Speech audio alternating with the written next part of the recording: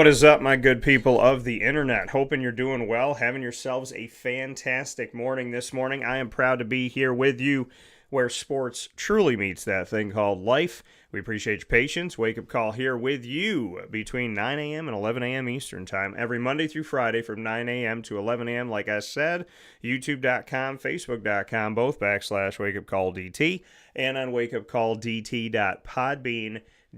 So wherever you are in the nation and in other nations, or if you're in the International Space Station, we appreciate you for watching and listening to Wake Up Call with Dan Tortora. Inside of MonPausPopcorn.com's What's Poppin'?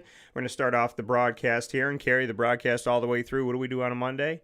Y'all know this. Say it out loud. DT and Murphy. It's Murph Monday. Murph joins me on Mondays to bring you into each week of Wake Up Call. We're going to be starting this week off speaking on Caitlin Clark, one of my favorites in the land, and I have those, like I said, finally have some Caitlin Clark cards that I get to keep here in my studio. I'm still trying to get an autograph and potentially some jersey wear, but beyond that, very happy to be speaking on Caitlin Clark and her awesome record that she has now set, which I was excited to see happen, and now it has. We'll also get into the NFL, Major League Baseball, and I do want to take the time today to remember Chris Mortensen. Chris Mortensen passed away, and unfortunately,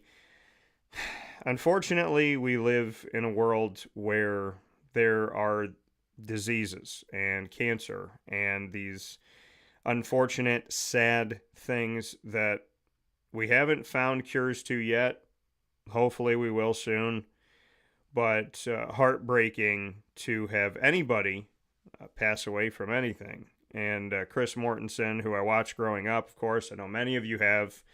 Chris Mortensen passed away, award-winning journalist, and he was at ESPN for more than 3 decades. He passed away at the age of 72 yesterday. So going back to 2016, he received the Pro Football Writers of America Dick McCann Award and was honored during the Pro Football Hall of Fame's enshrinement ceremony in August that year. Jimmy Pitaro, the chairman of ESPN, said this, quote, Mort was widely respected as an industry pioneer and universally beloved as a supportive, hardworking teammate. He covered the NFL with extraordinary skill and passion and was at the top of his field for decades. He will truly be missed by colleagues and fans, and our hearts and thoughts are with his loved ones. End quote. So just sad to see this. He was diagnosed with stage 4 throat cancer in January 2016. Stepped away from his role at ESPN last year, quote, to focus on my health, family, and faith. End quote. Norby Williamson, executive editor and head of studio production for ESPN, said this in a statement, quote, Mort helped set the journalism standard in the early days of ESPN. His credibility, attention to detail, and reporting skills catapulted our news and information to a new level. More importantly, he was a great teammate and human being. He personified care and respect for people, which became the culture of ESPN. End quote. NFL Commissioner Roger Goodell said this, quote, I admired how hard Chris worked to become one of the most influential and revered reporters in sports. He earned our respect and that of many others with his relentless pursuit of news, but also with the kindness he extended to everyone he met. He will be greatly missed by many of us in the league who were fortunate to know him well beyond the stories he broke each Sunday. We send our condolences to his family, his colleagues, and the many people Chris touched throughout his well-lived life. End quote. So, Peyton Manning also put out a post here. He said, quote, we lost a true legend. Mort was the best in the business, and I cherished our friendship. I trusted him with my announcement to sign with the Broncos and with the news of my retirement. I will miss him dearly, and my thoughts and prayers are with Mickey and his family. Rest in peace, Mort. End quote. So, lots of words coming through here. Lots of people said different things. The things I take out of what I just said about Chris Mortensen is, what did they say?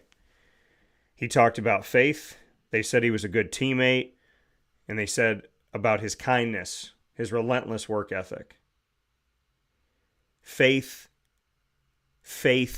in media. Faith, trust, the things that media are supposed to be based on. Honesty, trust, goodness, relationships, faith. For that, Chris Mortensen, I thank you. For the things that we don't see in the media a lot, that I battle against every single day as an outcast, I thank you for being a fellow outcast for all the right reasons. And I appreciate the work that you've done. Stuart Scott, Chris Mortensen, Rich Eisen, there's people that stick with you. Those are the people that stick. Chris Berman, Tom Jackson, growing up. You know, I got to meet the Boom, and the Boom was great. So, and continues to be great. So I just want to send my love and my prayers to Chris Mortensen's family, to everybody involved with him in some way, shape, or form, family, friend, coworker, colleague, neighbor, fan. And hopefully this morning when you wake up and talking with us today, you appreciate the sanctity of life and just how important and beautiful it is and how quickly it can go. So love up your loved ones. Don't waste time. Be the best person that you could possibly be. And live life to your fullest. Go after the things you want. I'm a firm believer that people go after what they want. They do what they want. Whenever somebody talks to me about life and about, well, why didn't this person do this? Why didn't this person do that? I tell people all the time, people do what they want. And I would like to hope that Chris did what he wanted to do with his life. Hopefully he accomplished everything he set out to do. And now that he's in heaven, he can rest easy and report up there. So God bless you, Chris. Say hi to Stu for us. With that being said, I bring in the gentleman that joins me on Mondays. That's Murph. Brendan Murphy here, one of the good ones as well. Here today we'll speak on Caitlin Clark, the NFL, Major League Baseball, and we'll also talk about remembrances like that of Chris Mortensen. There are people that unfortunately pass away in the world of sports. It's life. And there's a couple people that have passed away here recently in the world of sports, including Chris Mortensen. And hopefully it just helps you to remember to love up your loved ones. Last week I did the show in honor of my Aunt Sue. Today we're talking about somebody else. And hopefully this conversation helps you to celebrate life, approach it with kindness and goodness. Don't waste anybody's time, and don't waste yours, and make sure that you are chasing your dreams and going after the things that you want. So with that being said, Mr. Murph, how are you? We're doing well. Obviously a sad day or sad time for the media industry right now, losing one of the best that ESPN ever had, and Chris Mortensen. Guy who done it for basically forever. You remember seeing his stuff as long as I can remember. Yeah. To be honest with you, I wasn't even aware he retired. Yeah, me neither, because he kind of he would come back at times. Yeah, I mean Chris Berman's retired too, yet he still does the 2 minute drill every Monday Yeah. after the NFL games. So like, I wasn't even aware he retired, and nor was I even aware that he was sick. So, obviously he did that, and he battled, and ultimately he is no longer with us, but he will forever be in our hearts. Yeah. So we remember you, Mort, this morning, and we pray the best for you. And, just to let people know that it's okay to support each other in the media. It's okay to love up each other, respect each other, and it's okay to not wait until someone passes away to say, hey, good job. So Yeah. be good to each other in the media. Okay? Stop biting each other's heads off. Stop stealing from each other. Stop hating each other. Stop bad mouthing each other. Just be good to each other in the media. We're all chasing dreams and going after things we want, and there's not a person on this planet that wants to put up with anybody else's bull. So be a good person, be a kind person, and remember that whatever you do to somebody can and typically is done back to you at some point. So Mm-hmm. live your life with the reality that you get what you give. And it may not seem like that right now, but you will. So be I good. hate to like interrupt Yeah, go ahead. what you're saying, but there's actually two pieces of breaking news that I'm sure we'll get to in depth later. But um, Mike Evans is going back to the Bucks. 2 years, 52 million, 35 million guaranteed. Yeah. That's definitely interesting. I was really hoping to maybe see him coming up north to the Jets, but so he's going back to Tampa Bay, and Phillies fans rejoice. Zach Wheeler has agreed to a multi-year extension, to which we do not have the details yet. Yeah. So yeah, we do have some breaking news here this morning. That's why I like being a live show. We've broken a lot of things on Wake Up Call, and this being more stuff to talk about. Mike Evans, I'll start with this because I've been having conversations about Mike Evans all the way up until I think yesterday, the day before yesterday, and probably the day before yesterday, I think, about this hope that he would go to the Bills. I was having conversations with Bills fans and letting them know that I think that would have been a good fit. Putting him there, get him for a couple years, take a shot, and have him opposite Stephon Diggs, Khalil Shakir, who's done a great job too, is one of the guys that's flown under the radar. You have Dalton Kincaid, and my guy James Cook. Gabe Davis. Don't forget about Gabe Davis. Well, see, here's the thing about Gabe Davis, and I covered him in college. I covered him at UCF. I like Gabe. Gabe has those moments where he just can take over. A lot of Bills fans, I don't want to say a lot of Bills fans that I've spoken with are not pro Gabe, more often than not. And He's on my fantasy team, man. Come on. I like Gabe. I like Gabe. I do. And I also know that it doesn't happen overnight, right? But there's this weird thing that some people have, right? Stephon Diggs gets a pass when he has a bad 4 games. But if Gabe has a bad 4 games, then he needs to be released. That's like the consensus that I've gotten from people. And is that because Stephon Diggs had such an illustrious career beforehand? Probably. Is it because he was the number 1 guy in Minnesota and they almost made it to the Super Bowl? Probably. Gabe Davis doesn't have like the 2-3 years where he dominated the NFL to say, hey, back off, look at what I've done. So it's like Gabe is only a few years into the NFL, by the way, folks. But as Gabe is getting himself acclimated, Stephon Diggs has had much more time. But it seems like Bills fans want to move away from Gabe. And what I've heard from people is no matter what the Bills did in the offseason, they have to release Gabe Davis.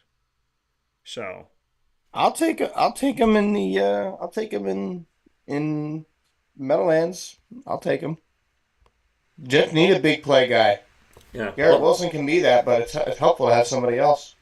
Well, you know what? And they're going to need to. They got to get a receiver. I mean, Mike Evans is off the market now, so I mean, yeah. who else are you going to sign?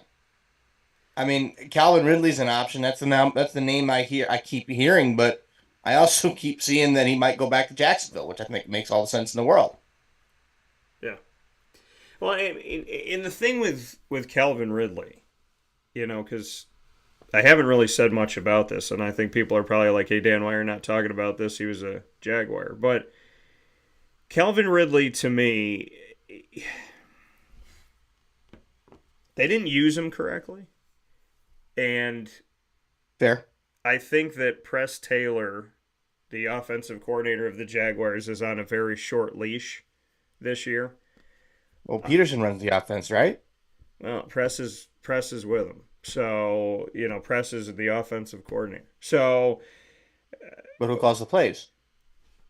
play calling, why? I mean, I think If Peterson calls the plays, it's not the offensive coordinator's fault. Right. But when you have an offensive coordinator for the Jaguars that's supposed to be scheming and planning. So so last season Peterson gave the keys to the offense to Press Taylor, allowing him to call all of the team's plays after calling them during the second half of the games in 2022. So So he did call the plays in 23. Press did. He called them in Okay. 2022. Yeah. Okay, that's So what I needed. That's what we needed to know. but now the conversation comes to, and I want to see how recent plays after calling them during the second half of the games in 2022. After the team finished the season, when it came to the run game, some people have talked about putting it back to Doug Peterson.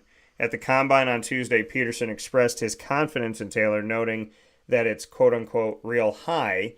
He said, quote, "We were a top 10 passing offense. Now we were bottom third 3 teams at running the football. Press called plays. We had a lot of injuries. Our left side of the offensive line, there was some inconsistency there, which I've told everybody. We lost Christian. We lost Zay, 2 of their big receivers. Some of that is not the play caller. Some of that is by circumstances.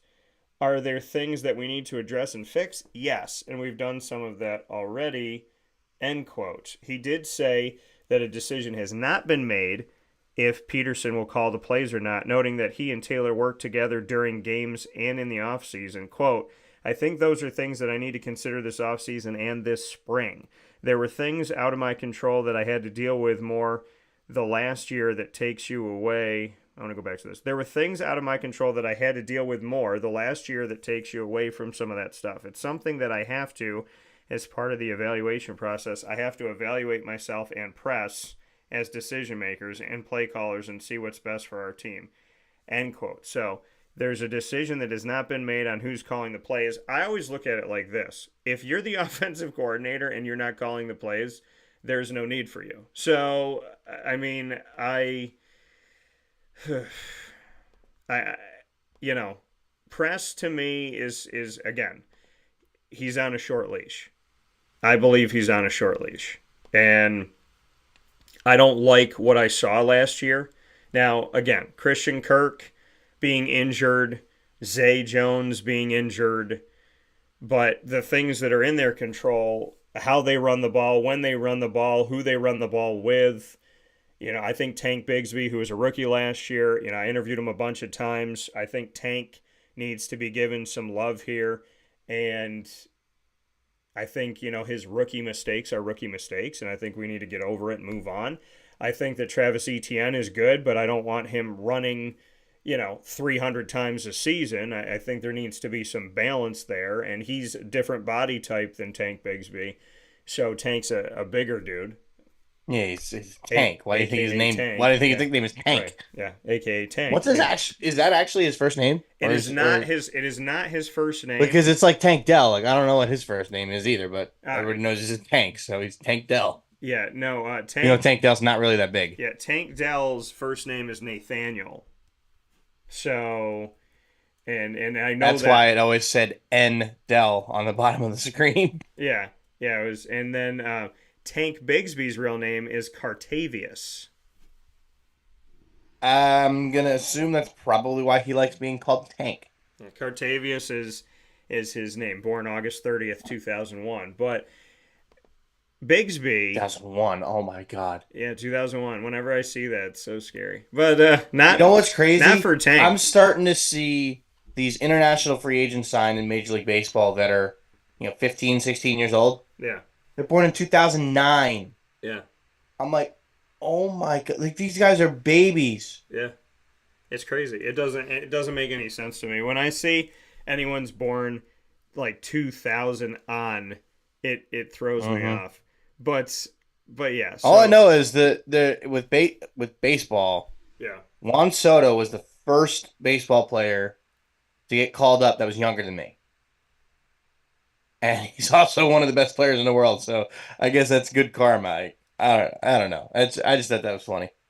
Yeah, I mean, he was the first athlete that was younger than me in any sport.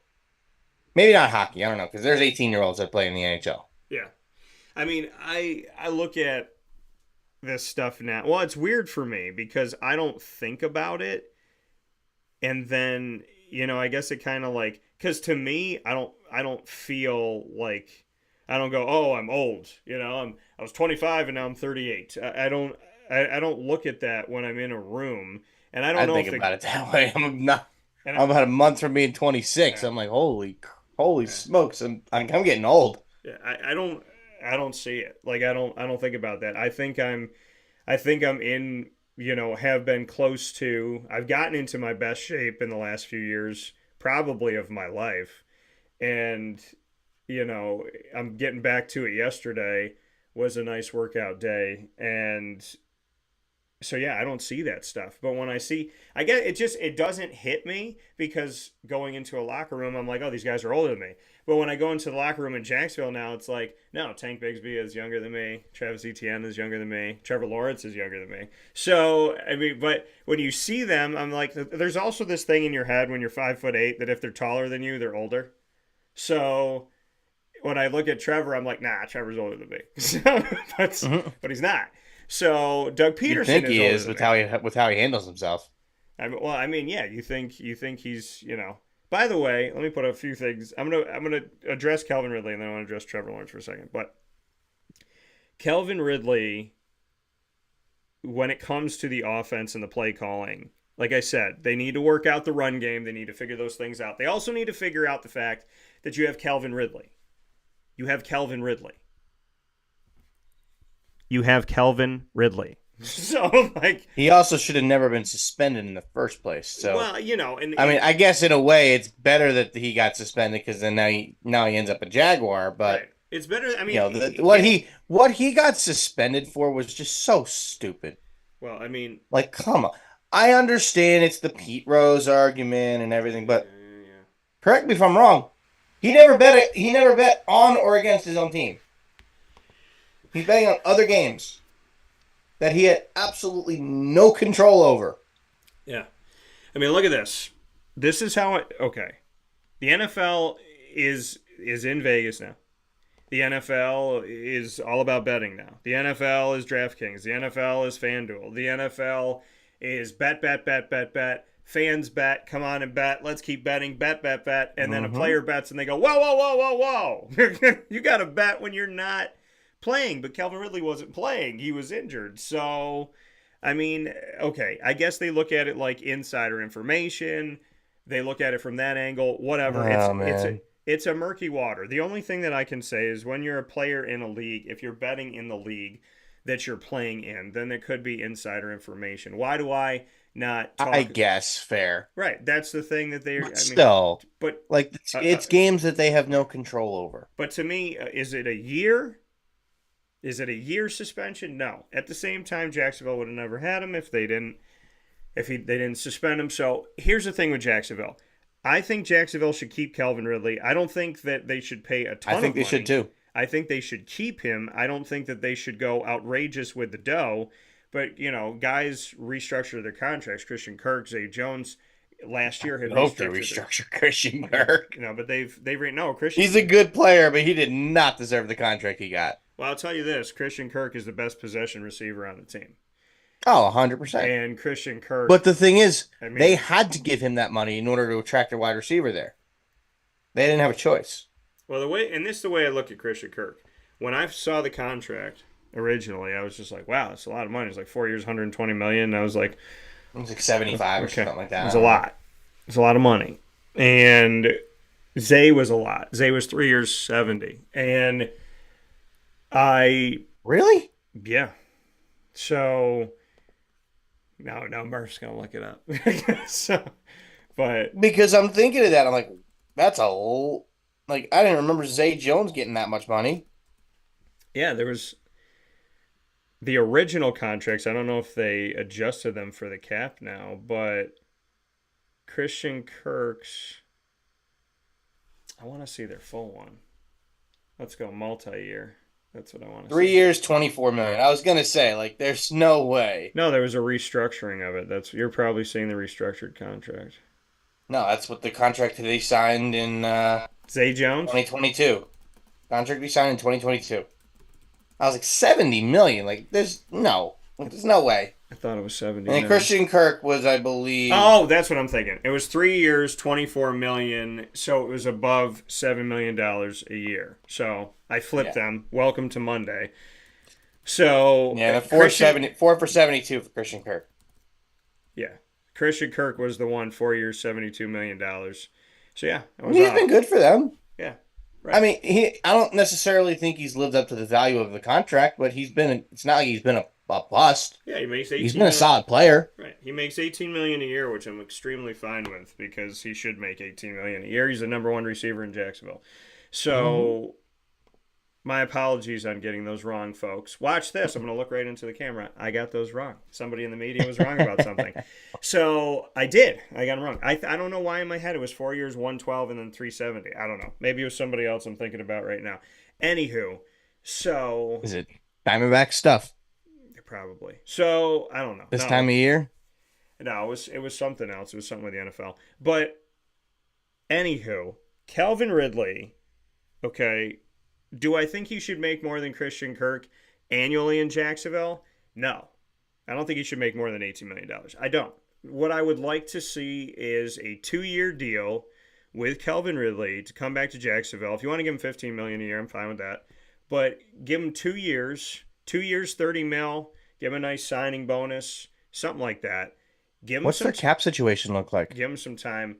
Jacksonville's cap used to be a beautiful thing. Now, Well, so did the Jets. Now they barely have 15 million in cap space. I mean, they did just yeah. cut Lake and Tomlinson. That's going to free up 8 Yeah. million. No, it used to be But really, it used to be wonderful. Now the cap right now, the most money is with my buddy Isaac and Curtis's Washington Commanders, $96 million in cap space. The Patriots have 91.5. The Titans have 80.6. The Bears have almost 80. The Houston Texans have over 70. The Colts have 70, almost 74. sneaky pick. Yeah, so, Bears make the and then playoffs next year.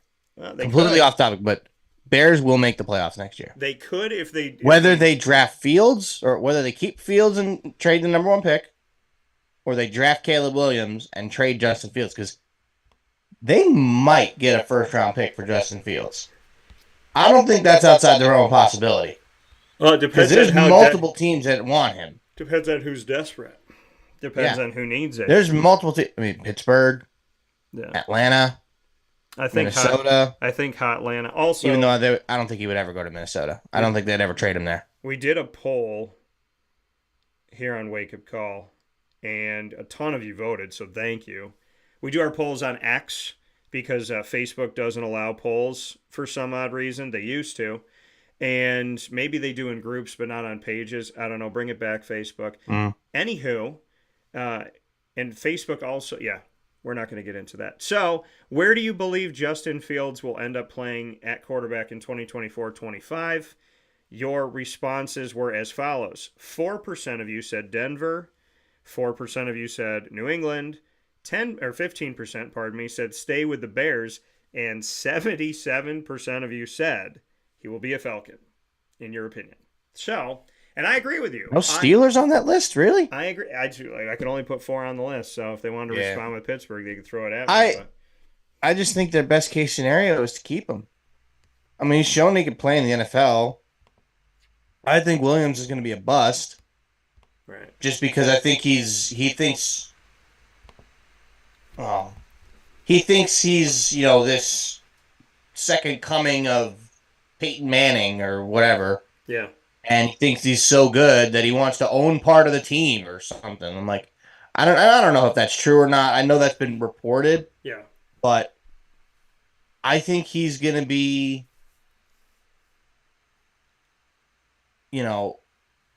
I want this, I want that. I don't want to play here. I don't want to play there. Like, I don't care what he says. I don't think he wants to go to Chicago. And I think Chicago would say, okay, we're going to trade out of that pick. Yeah. We're going to get 3 first-round picks for it, because I think they probably would.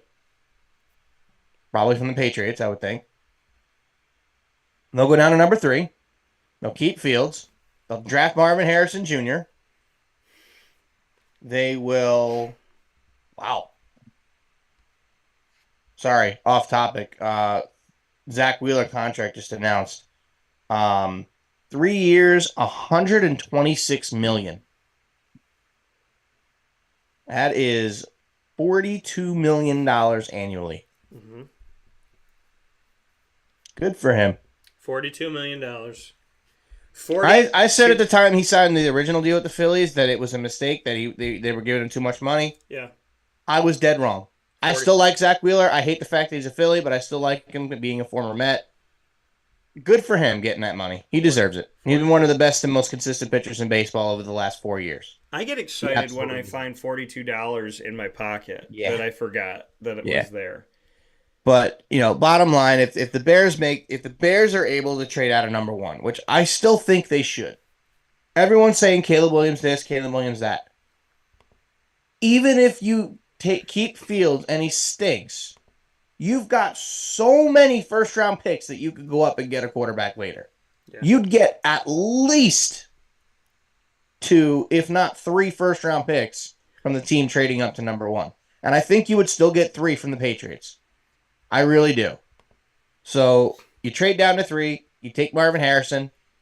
Number 9, you take, whoever, maybe an offensive lineman, or you go Romaduze. Maybe you load up receiver, and you got Marvin Harrison. You got Romaduze, and you got DJ Moore as your top 3 receivers, which is just stupid. And then you got a quarterback that you feel okay about. Maybe sign a veteran backup that could be good, that could step in if need be, if Fields starts to, suck, which wouldn't put it past them.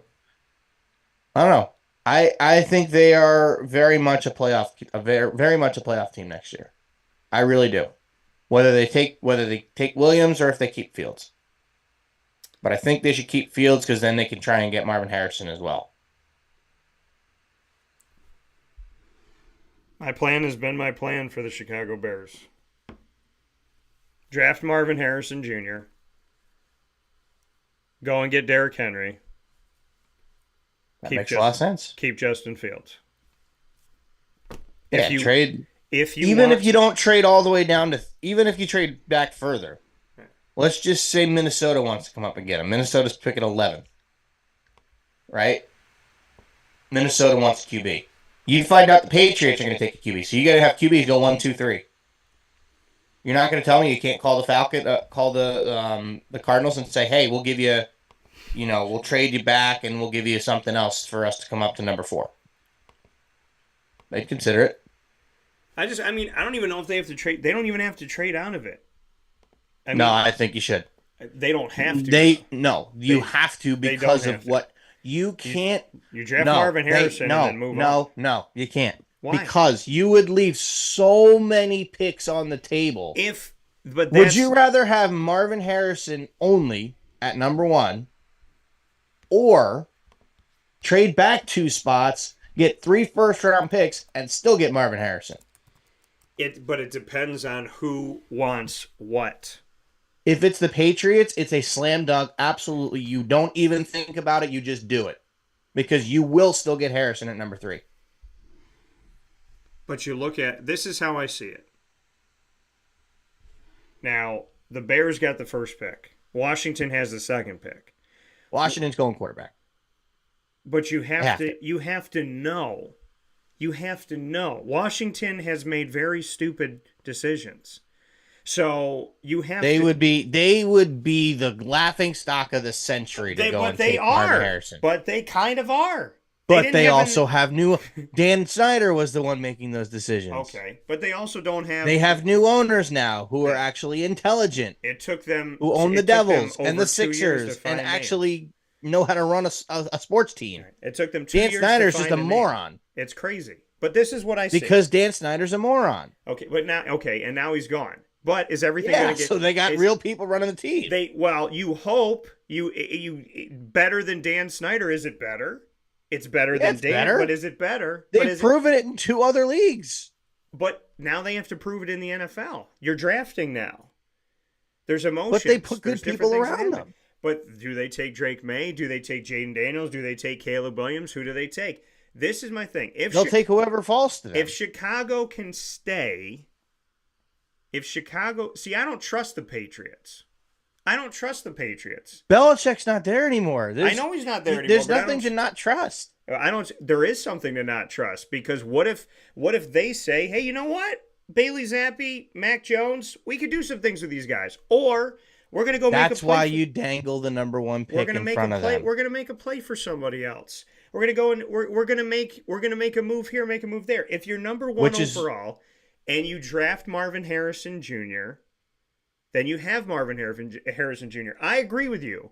If I can trade with the New England Patriots and they give me the number 3 this year, and then the first round pick next year and the first round pick the year after that, or they give me a number 1 and a 2 this year and a 1 next year or whatever, if I can get something like that, that's all well and good and fine. If I can get that, that's all well and good and fine. But I have to trust New England. I have to trust Washington. I have to have some type of insider information that's going to make me feel like, okay, you know what? I got a guy in New England. I know they're looking at Jaden Daniels. I know they're looking at Drake May. I know that they worked out Marvin Harrison Jr., but this is really what they're paying attention to. And if that's the case, then that's all well and good and fine. I will absolutely. All I know is QBs are going 1, 2, 3. If I can. QBs are going 1, 2, 3 unless the Bears trade back to number 3, in which then Harrison will then go third. I don't know if QBs are going 1, 2, 3. Well, they're definitely going 1, 2. The quarterbacks. Well, it depends on if Justin Fields gets traded and Chicago stays, but. Well, yeah, but if Chicago stays put and Justin Fields gets traded, they're picking a quarterback. I don't disagree with you that if I can stay in the top 4, top 3. Because look at it this way. People were saying that Malik Neighbors might be the best wide receiver in this draft class. Yeah, but Marvin Harrison either Jr. one of those. I know. We know Marvin Harrison Jr. is going to be drafted. Good. We know he's going to be drafted high. He's going to be the totally first agree. guy. But even if you don't get Harrison, let's say you go to number 4. And then the Patriots do take Marvin Harrison. Right? Well, actually, they wouldn't go to number 4. The Falcons aren't going to want to trade up for a quarterback. But in general, let's just say that who's picking 5th? The Chargers. The 4th pick is... They're not trading up for a quarterback either. 4th pick is the Cardinals. Then the Chargers. Then the Giants is probably the only other team in the top 6 that would trade up. Yeah, 7 is the Titans. The 8 is the Falcons. The Bears pick again at 9, and the Bears pick at 10. So no, the Jets pick at 10. Or the Jets pick at 10. That's what I meant. So yeah, and I figured that's what you meant. But it's got to be you got to get Washington or the Patriots to bite, or the Giants. And if the Giants bite, then you could consider maybe trading up to number 4 with Arizona and not having to give up all that much. I don't trust the Giants at all with that pick because the Giants... They would take Caleb Williams. I don't... the Giants have busted with a quarterback early. I don't... Because the quarterback they took didn't deserve to be picked there. Yeah, but I think the Giants... That year was not a good quarterback class. The Giants are more apt to go after Justin Fields than they would to just throw money at the wind and say, I hope to God we hit a good one this time. So true, but look at 2022. Their draft class in 2019 was not a good quarterback class. They took Daniel Jones as the best quarterback in that draft. It wasn't a good draft. Yeah, they passed on Dwayne Haskins, rest in peace, but still, neither one of them would have worked out. Didn't matter. Right? Now, you got a better chance because it's a real quarterback class. Look at last year, or 2022. Kenny Pickett was the first quarterback pick, only quarterback in the first round. There was not another quarterback taken until round 3. That's how bad that class was. And they needed Brock Purdy to be the fluke of the century that he ended up coming up and being the best quarterback in that draft. And it's not really a fluke because he's that good. Well, in that system. But that's a conversation for another day. We've talked about that before. But this year you got a real quarterback class. You got a far and away number 1. You got Drake May as a number 2 quarterback that's supposed to be, did well at North Carolina. Yeah. Jaden Daniels coming off a Heisman season. J.J. McCarthy coming off a national championship. There was one more that we're talking about getting drafted in the first round, but I don't remember who it was. Was it Milton? Was it him? from Oklahoma, I think. Are you talking I could be wrong. Dylan Gabriel? No. That's Oklahoma. Okay. But I don't know who the fifth was. Is Gabriel the fifth that they're expecting to go in the first round, possibly at the end? Because there's a fifth guy that they were talking about going in the first round. It was let's see here. Oh, Bo Nix. That's right. That's Oregon. right. Forgot about him because he's been there for so damn long. I mean, he was in college football for almost 6 years. Let's see here. So, I want to... Okay. So, Drake May, Caleb Williams, Jaden Daniels, Michael Penix Jr. from Washington, Bo Nix from Oregon. That's who I was thinking of. J.J. McCarthy, Michael Pratt, my dude from Tulane, say what's up. Somebody might get a little steal with that gentleman. So, and Michael Pratt's been around for but there's a million good years too. QBs in this draft. Right, okay, yes. This draft is comparable to 2020. But here's the thing. But let's go back to the point because I still got to get back to Calvin Ridley. So here's the thing about Chicago. If they can make it happen, if they can trade down, stay early in the first round, and get Marvin Harrison Jr. and get first-round draft picks in the future, then that's a great coup. It's amazing. They've already proven that they could find a team, Carolina, that can make a horrible, horrible trade, Carolina, and that they could put themselves in a good position for the future because the reason why Chicago has the number one pick is Carolina. So they could thank the Panthers for the number one pick and the fact that they're drafting twice in the top 10. So Marvin Harrison, to me, this is how you change. Keep Justin Fields. Keep him through his rookie contract. Let him play it out.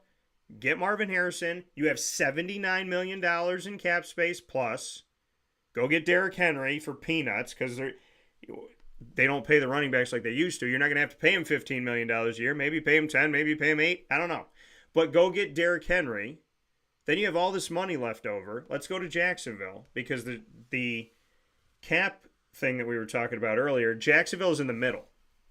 Jacksonville's right in the middle. Okay. They're number 18 out of 32 teams. They have how much money? $25.7 million in cap space. So they can sign. Not a lot. But they can sign Calvin Ridley. They could do what they need to do there. The biggest thing that the Jacksonville Jaguars, I'll get into it in a second. The Jets are right behind them, by the way, with $22.2 million. But that's after cutting Laken Tomlinson. Right. So the Jacksonville Jaguars, when we look at their contract money, or I want to look at their free agency.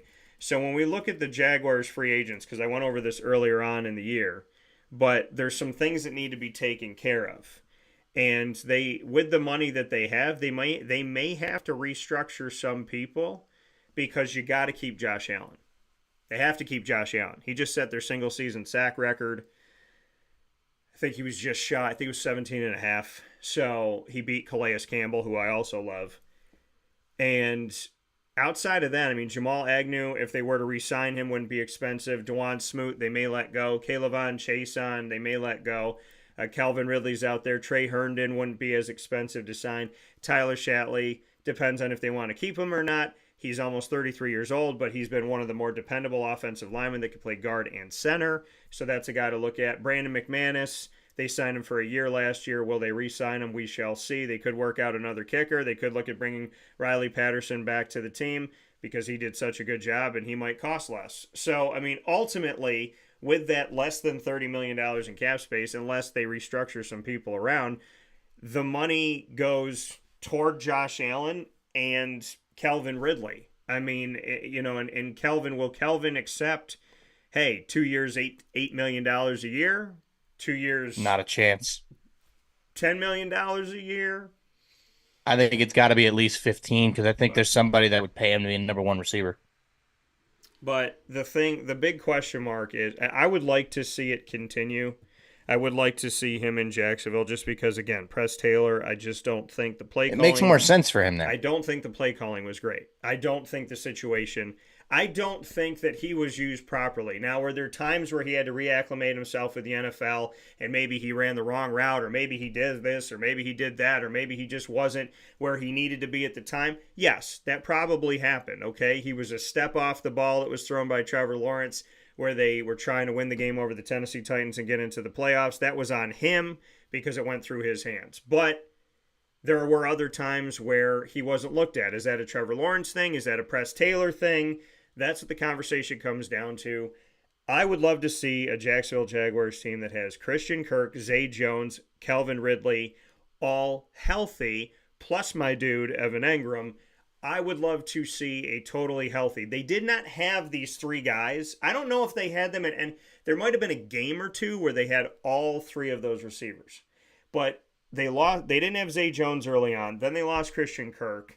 Calvin Ridley's trying to get through things and make it happen. So there wasn't a string of games consistently where all three of those guys and Evan Engram were out there. If all three of those guys are out there with Evan Engram's a 1,000-yard tight end. So when you have Evan Engram and you have Calvin Ridley and you have Christian Kirk, who's capable of being a 1,000-yard receiver catching 80 balls a season, when you have a guy like that, if not more, and you have Zay, who's going to give you 50 catches a season, and he's going to give you a bunch of yards, and he's a big-time possession guy, and he's a third-down guy you can trust. When you have Evan Engram that you can trust on third down, and you have Zay Jones, who has been trusted at times on third down, you have Christian Kirk, who's a good possession receiver, and you add Calvin Ridley into that, and then you have the right play calling, the Jacksonville Jaguars are a playoff team, and they're scary as hell to go up against. But they have to have the health, and Press Taylor's got to call the plays right. I think Press is on a tight leash. I would love to see Calvin Ridley spend 2 more years in Jacksonville to see if they could work this thing out. And if Jacksonville says, hey, we can't offer you as much money as other people, but you've been in our system, you've seen our coaches, you know what's here, we have Trevor Lawrence, we have the opportunity to make the playoffs, I would like to hope that maybe the thing that could play on his heartstrings more than his bank account, because I don't know if he's necessarily hurting for money, but maybe they could play on the heartstrings of, we gave you a chance when the NFL pushed you out, and we gave you a chance to come back in. We were the team that took a step forward. We were the team that rolled the dice. So we rolled the dice on you. Will you roll the dice on us? Give us another year. Give us another 2 years. Just give us a year. How about this? You give us a year, we give you a player option year. You can decide after this year if you want to play for us again. But was Calvin Ridley used properly? No. Was the team fully healthy in the wide receiver core? No. So I would like to see, because the thing is, if he goes to another team, then the Calvin Ridley project, we never really know what it could have been. It's like a building that's got the scaffolding and it's got like all the sheets down and random wood everywhere. We don't know what the building's going to look like. If he leaves, it's an undone building. But if he stays and there's good play calling and there's health and we actually scheme for that, speaking of Jacksonville, then I can say, okay, the Calvin Ridley project worked or it didn't work. But right now, I can't tell you if it worked or not. And I've been at the games physically in the locker room. I can't tell you if the Calvin Ridley project is working because I don't think that everything was in place for it to work. I don't think the play calling was the best. And I don't think that, him playing without Christian Kirk is a good thing. I think that this team needs to see what they can be with Calvin Ridley healthy. And with an offensive line that's healthy. So many people said to me this season, during the season, what happened to Jacksonville?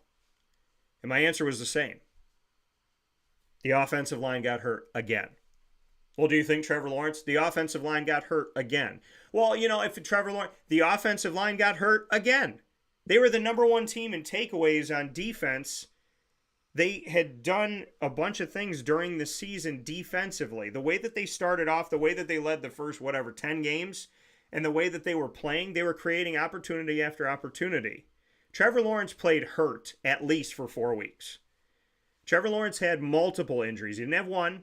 He had multiple Missed a injuries. game for the first time in his life. He had a high ankle sprain, which he missed no time for. And he had a shoulder injury. So he's playing through something that I think should take 4 to 8 weeks at least. And then he's playing through the shoulder and everything that went on with that. So you got an injured quarterback playing. And they're saying, why is he sailing his passes over? How come he can't get this out? And if you realize something, he could put the long ball on the money, but the short ball he struggled with. And that could be the simple mechanics of if he's throwing up or if he's throwing like this. If he's throwing straight on or if he's throwing up, this could hurt. This might not hurt. This might be more of a release for him where he's not feeling it. He might have been sitting there in practice going, hey, if I throw the ball long, if I throw it past 20 yards, I can I can throw it this way with my arm and I'm not going to feel it in my shoulder. But if I go straight on, I feel this pain of coming this way instead of coming that way. So that's reality, folks. It's not that he became a bad quarterback. He was hurt. And his offensive line was injured. When you have 3 left tackles, 3, not 1, not 2, 3. When you have 3 left tackles, and Cam Robinson started the season on suspension, so he wasn't hurt, he was suspended. But when you have to deal with that, and Walker Little's a guard, then he's a tackle, then he's a guard, all these things are moving around. People don't get that. It's not Trevor Lawrence's fault that he was hurt. It's not Trevor Lawrence's fault that his offensive line was hurt. It's not Trevor Lawrence's fault that Press Taylor didn't call the best plays sometimes. So if I hear one, and I said this this past week. I said, if one more person comes up to me and goes, do you think that Trevor Lawrence is the right fit for you? Yeah, I do. That would be, if someone tries to say that, that is the stupidest Multiple thing I've people ever have said that to me, Murph. Multiple people said, oh my God. when are you going to come off of this Trevor Lawrence? Are you sure about this Trevor Lawrence? Stop it. Is it going to be time for you to let go of this Trevor Lawrence? Let's put it this way, Jack. Let's put it this way, people who are saying that. Would you rather have Zach Wilson? Would you rather have Trey Lance? Yeah. Would you rather have Mac Jones?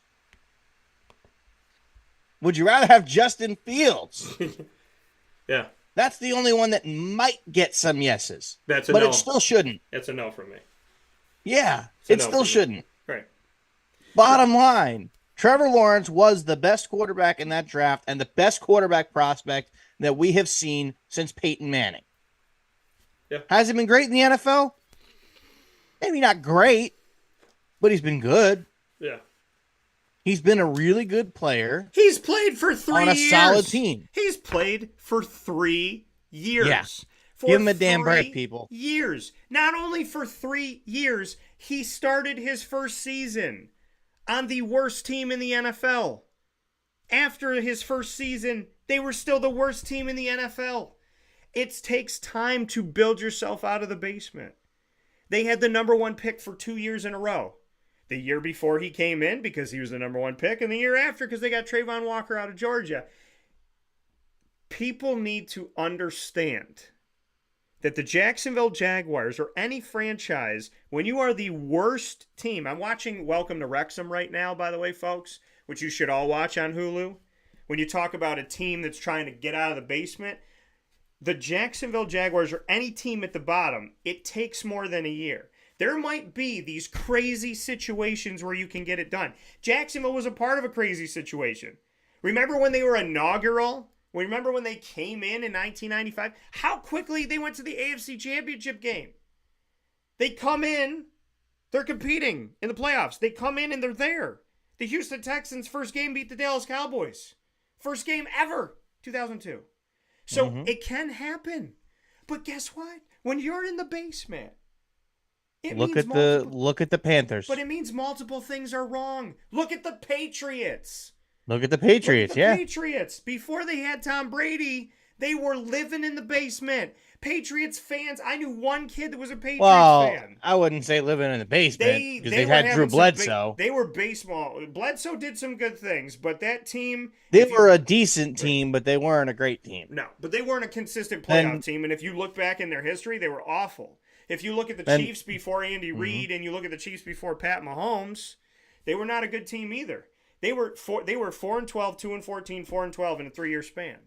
So 10-38 in 3 years. So when you look at the Jacksonville Jaguars and we go back 4 years and they're the 32nd team in the NFL, and then 3 years ago they're the 32nd team in the NFL out of 32. Trevor Lawrence has been trying to dig them out of the basement for the 3 years that he's played, but they spent 2 years at the bottom of the barrel. That means there's multiple problems. That means that there's potentially coaching issues, scheming issues, planning issues, scouting issues. Year one, there was a coaching issue. Drafting issues. It's on and on and on and on. Doug Peterson comes in, and this team starts to work toward the playoffs. They start to draft better. See, the difference between me and somebody who asked me, is Trevor Lawrence for long in Jacksonville or in the NFL at all? My answer to you is I've spent more than a decade with the Jaguars. I paid attention to them my whole life. from when I was 9 to now. But I've covered the Jaguars, and I've been in their locker room for the better part of the last 13 years, and God willing, this is 14. So when I speak about Jacksonville and I tell you I told people Jalen Ramsey was a problem 2-3 years before people thought he was a problem. I told people Ramsey was a problem, Yannick Ngakoue was a problem, Telvin Smith wasn't a problem, then he became a problem.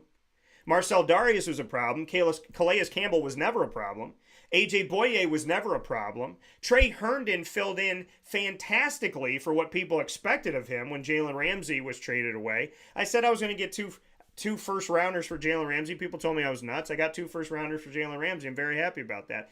I have seen different general managers. I've seen Coughlin come back. I've seen a bunch of head coaches. I was there for Gus Bradley, there for Doug Peterson, there for Doug Marrone, there through all of this stuff. So I have seen a lot in Jacksonville. So when I'm having a Jacksonville conversation with people, I'm coming to you from a place where I've done my research, sat with the players, been with the players, been around the team. I can tell you, I would like to imagine what I see that's wrong with the team.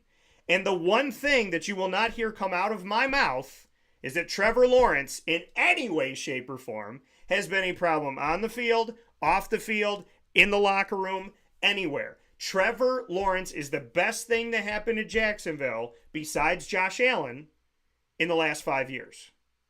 So, and I might even throw Evan Engram in there. So, to me, it's like, folks, they're drafting better. How do I know that? Well, because I cover the draft. Because I cover the team. They're drafting better these last 3 years than they drafted for a 6-year span not too long ago. They drafted over 40 players in a 6-year span. None of those players were on the team when they went to the playoffs and they went to the AFC Championship game. You know what that tells me? That tells me that they drafted wrong for 6 years. They had one guy, A.J. Cann. He's not on the team anymore. He was their right guard. But A.J. Cann was the only guy that they had kept from the draft at one point. So, Trevor Lawrence, Trayvon Walker, Josh Allen, Trayvon Walker probably, in hindsight, was still the wrong pick, but he's still been a good player. Right, he's not a bad player. It's not like he's been a bad player. No, I mean, they probably should have taken Hutchinson, but right. You know, it's not like Walker's a bust. He's still a good player. Right, but then you look at some of the other decisions that they make that people don't pay attention to. Chad Muma. Look at my guy Dewey on the defense. There's some dogs on that defense. Foye Oluokun, the move that they made to go get him. I mean, the Jacksonville Jaguars have defensive pieces. They need a little bit more. Maybe a little bit of help in the secondary. I'd like to see that. Maybe some help up front. They don't have a ton of money, but maybe they could do some things there. Those are the issues that I want to see them work on. I want to see them work on depth on the offensive line. I thought they had it going into the season. Then they kind of let some guys go to pasture and whatever. So now, is Trevor the problem? No. Keep Calvin Ridley, Christian Kirk, Zay Jones, Evan Engram, Travis Etienne, Tank Bigsby. Holy crap. That's a good offense. But Press Taylor's got to run it right. He's got to run it right. Press Taylor. I think they should run it. They should give it back to Peterson. Well, and this is Peterson my thing. should run the offense. This is my thing, though. This is my thing with Press. 4 or 5 games in, gosh forbid, they're 1-4, 2-3, something like that. Doug Peterson might take it back during the season, but my belief on Press Taylor, and I don't know him man to man. This is just my thought, and I never wish a man to lose his job, a woman to lose their job. I never, ever, ever, ever, never, ever, ever will say that. I'm going to make a statement about except Arthur Smith. I'm going to make a statement about Arthur Smith. I would have fired him if I was his boss because of the way that I'd have fired him on the spot. I would have handled him because of the way he handled himself. They basically did fire him on the spot. Right. But I'm not saying I wished anything bad on that man. I'm saying if you're telling me that I'm his boss in the moment, then there's some things that I would do differently. Absolutely. But in the case of Press Taylor, he is on a tight leash. A very tight leash. Put it to you like this. For a guy who covers Jacksonville, I was surprised when it came out and they said, we're getting rid of a coordinator. And I was like, oh, Taylor? And they're like, no, Mike Caldwell and his entire defensive staff. And I was like... That made no sense. But the offense was the problem. I do want to point out, though, as we've been talking about Calvin Ridley, the one reason why I might think it might be in Jacksonville's best interest to let him walk, the fact that if they do re-sign him, they owe Atlanta their second-round pick. That's the only... I think that's the biggest thing that would keep you from re-signing him. Yeah. Which, if I'm Jacksonville, you got to think of it this way. Like, do you re-sign him, or do you re-sign a player similar to him, or do you sign a player similar to him for less, keep your second-round pick, and use that second-round pick on a wide receiver in what's been said to be a pretty deep wide receiver class? You can find wide receivers every year. I feel like you exactly. Can find that's part of why I think it might be in their best interest to let him go. And I forgot about that because I just went on Pro Football Focus and I'm looking at the rankings of the top 5 free agent wide receivers, and obviously it's not updated. So T. Higgins obviously was tagged. Michael Pittman, I think they said will be tagged. I think is what it's been reported as. That he will probably be going back to the Colts. Mike Evans just re-signed. Hollywood Brown essentially would be their number 1 wide receiver in free agency. Yeah. I do want to make a note here on what you said about the pick, though. Atlanta received a 5th-round pick in 2023 for Calvin Ridley and a conditional 4th-round pick in 2024, which could turn into a 2nd-rounder if Ridley signed the contract extension with the Jaguars. But I do want to go here. Per the conditions of the trade, the team is currently set to receive Jacksonville's 3rd-round pick since Ridley topped 75 catches and 1,000 receiving yards this season.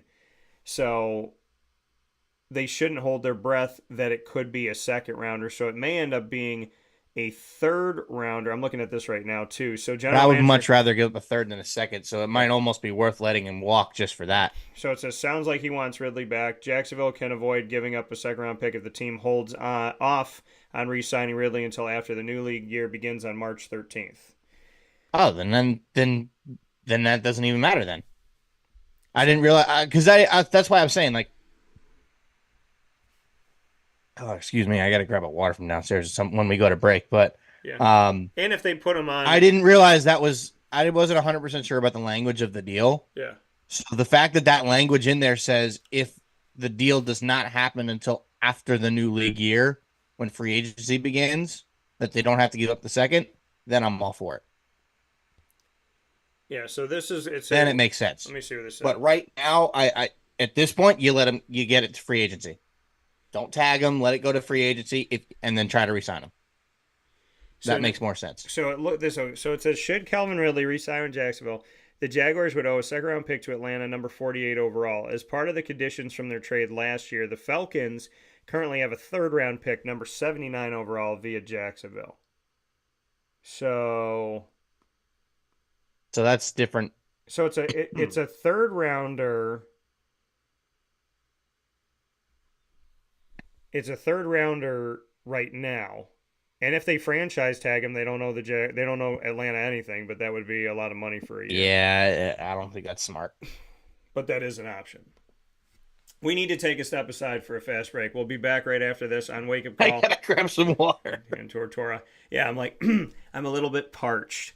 So, somebody said to me, I was out on Saturday, and like people were getting beers and drinks, and they're like, "Do you want something?" And I said, "Water." And they looked at me like, water? And I looked right at him. I said, I got to protect the pipes, baby. So it's okay, folks. He does the same thing with me. Daddy's got to protect the pipes. He does the same thing with me. Yeah. Yet at 1 o'clock today, I'm going to be going and playing golf. It's 60-something degrees out here, smoking stoves and ripping back some beers and having a blast. So, luckily for me, yes, I have to talk a lot with my job, but I could talk however I feel. But it'll be fun. And protect those pipes. Let's grab some water and take a break. We'll take a step aside here on Wake Up Call with Dan Tortora. DT and Murphy starting off your weeks here on Wake Up Call. Murph and I will be back after this. We are going to talk about some Caitlin Clark stuff as well as Major League Baseball coming up right after this on Wake Up Call with Dan Tortora, where sports meets life. Hi, this is Amy from Mother's Cupboard, home of the Whole Frittata. We are open daily 6 a.m. to 1:30 p.m. For takeout orders, call 315-432-0942 and tune in to Wake Up Call with Dan Tortora for our monthly food challenge and try our Wake Up Call signature menu item available 7 days a week. Here at Mother's Cupboard, we are Central New York, and it's our honor to serve you. Ma and Pa's Kettle Corn and Popcorn Factory remind us that every day is worth celebrating at 201 7th North Street in Liverpool, New York. Open Monday through Saturday in-store and always online at maandpaspopcorn.com. Serving our Central New York community and beyond, order anywhere, anytime at maandpaspopcorn.com. Stop in to get a tin at Ma and Pa's on 201 7th North Street in Liverpool, New York to get your half-price refills for the rest of your life. Come to Ma and Pa's for your holiday gift giving for family, friends, employees, and clients. And remember, for fundraising and events, to call 315-450-6272. That's 315-450-6272. Ma and Pa's Kettle Corn and Popcorn Factory. How corny are you? This is Jimmer Sikowski, owner-operator of Chick-fil-A Cicero, 7916 Brewerton Road in Cicero, right in front of the Home Depot. I had a deep feeling that God wanted me to do something bigger with my life and to help people, help others. I kept putting Chick-fil-A in my life, and I realized as I was going through the franchise selection process that positively impacting the lives of others was really core to what we do here at Chick-fil-A. First of all, it starts with the food. The food is brought in fresh daily, and we bring in local produce. We prepare to order in the kitchen. We hand bread our chicken. We hand spin our milkshakes. It's great food. It doesn't taste like fast food. I think the second thing is the way people feel when they come in a Chick-fil-A restaurant. It's different. We try to treat people with intentional kindness here, which is very different and deeper than good customer service. And so I think it feels remarkable for most people to come in a Chick-fil-A restaurant. And then lastly, the impact that we try to have in the community is very different. It's a big part of the expectation of every operator of a Chick-fil-A restaurant is that they're actively engaged in their community, they're a leader in the community, and they're making a difference. When they realize that what we're striving to do is to shine a little light in their life, that's a very, very different experience than you will have at any other quick service restaurant. And it's that remarkable experience that I think people will emotionally connect with.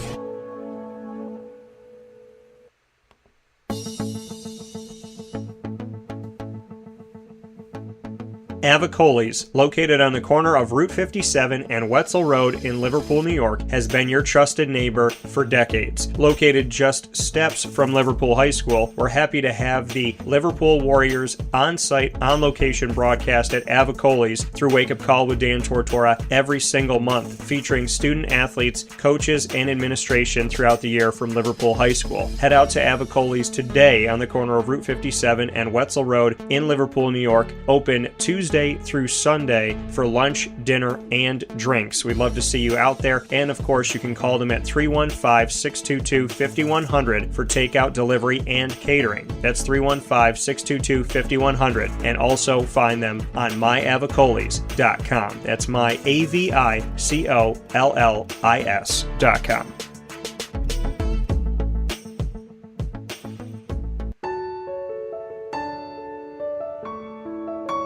Having peace of mind when you're out of town that your furry-loving friend is safe and sound means taking them to Canine Campground, because we all know that when it comes to the love of our pets, it goes well beyond the call of duty to make sure they're safe and sound. Right, Lily? So take a ride to 242 Johnson Street in East Syracuse, New York, and see Canine Campground and where your dog will be staying in the classic cabin, the executive cabin, the grand cabin, or of course the luxury cabin, because if you know Lily, you know she loves luxury. Now you don't have to wait to the last minute to find a family member or a friend that'll take your dog for a few days.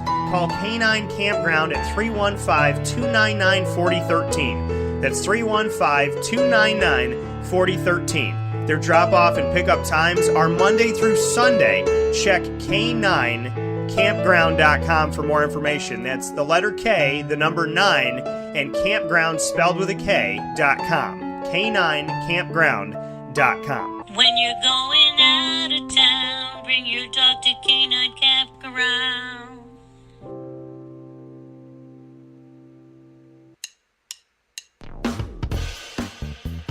PB&J's Lunchbox, the food truck that you love finding all throughout Central and Upstate New York, now has a street-side cafe. So when you're craving their traditional favorites as well as their out-of-box amazing menu items, you can now head to 663 Old Liverpool Road in Liverpool, New York. Located just minutes from the highway, the Thruway, Destiny USA, and Onondaga Lake Parkway, PB&J's Lunchbox Street-Side Cafe is there for you Monday through Saturday from 9 a.m. to 7 p.m., serving breakfast, lunch, and dinner all throughout the day. Get breakfast for dinner, dinner for lunch, whatever you fancy, including their award-winning grilled peanut butter and jelly sandwich. Find them at 663 Old Liverpool Road in Liverpool, New York. PB&J's Lunchbox, where we love to know what's in your lunchbox.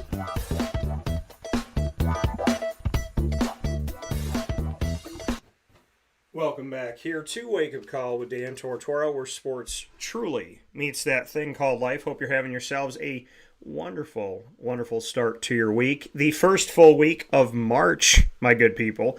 And I'm ecstatic, and I have to let y'all know this, that coming up tomorrow for the first time ever, we will be featuring our weekly Binghamton Bearcat segment, as the Binghamton Bearcats of Binghamton University are the newest official exclusive multimedia marketing partner of Wake Up Call with Dan Tortora, joining the Lemoyne College Dolphins and the Bryan and Stratton College of Syracuse Bobcats. So, big time welcome to the Binghamton Bearcats. Very excited about everything we're going to get to do and to connect even more to the southern tier of my great home state of New York. So, with that being said, Murph and I got a lot of stuff to get into here with a little bit more time to go. And it's 10:22, and who wears number 22?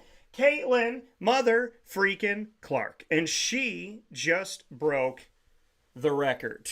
Not for women's basketball, not for men's basketball, but for literally everybody.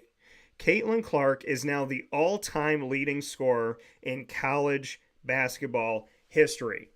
She passed Pistol Pete Maravich. Now, looking at this, Ponytail Pete was his nickname too. So, I didn't realize that. Oh no, she was nicknamed Ponytail Pete. I'm looking at this thing saying, why do I have Ponytail Pete showing up here? So, yesterday, in the last regular season home game, the Iowa Hawkeyes star passed LSU and NBA legend Pete Maravich for Division I basketball, men's or women's, for the most points ever. Senior day at Carver Hawkeye Arena, she entered the game against Big Ten regular season champion Ohio State, needing only 18 points. And anybody that knows that, this is like, it's nothing for her. This is like a single fry in a whole box of fries. She just needed a few points to get it done. I don't know why I said fries. I'm hungry. So Pistol Pete Maravich scored 3,667 points in his 3 seasons at LSU, which were from 1967 to 1970. She got to the record in the first half of the game against Ohio State.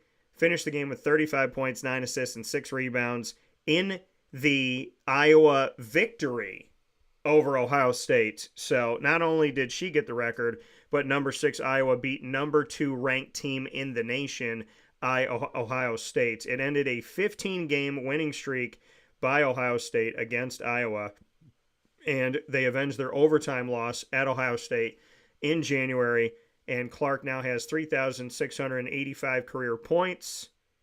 Absolutely insane.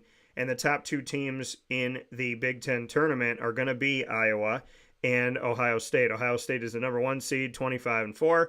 Hawkeyes are 20. Or pardon me, the Hawkeyes and the Hawkeyes and the Buckeyes are the top 2 seeds in the Big Ten tournament. They could meet in Minneapolis again. The Hawkeyes are 26-4. The Buckeyes are 25-4. And Caitlin Clark had this to say, quote, "It's really crazy to think about. Honestly, If you would have told me that before my college career started, I would have laughed in your face and been like, no, you're insane. I've always been able to score the ball, but I didn't think people really understand how many amazing players have come before me and been able to score the ball and do it at such a high rate and for teams that are really, really good.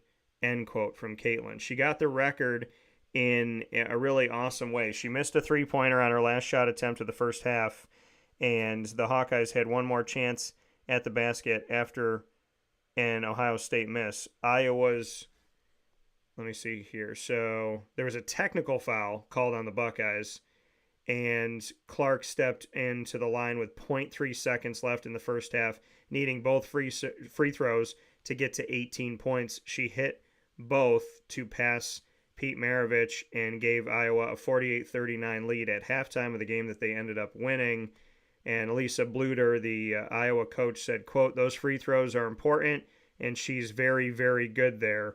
Go back to fundamentals, everybody, right? I'm kind of glad it wasn't a logo 3, end quote. So, awesome record setting. She already passed the women's side of things and this season, and now she's passed the men's side. So she now in Division I basketball history, not men's history, not women's history, in Division I basketball history, there is no player in the many, many, many, many decades of college basketball that has scored as many points as Caitlin Clark, who is now the Division I men's and women's basketball leader in points scored with 3,685 and more games to be played and a hopeful run toward a national championship.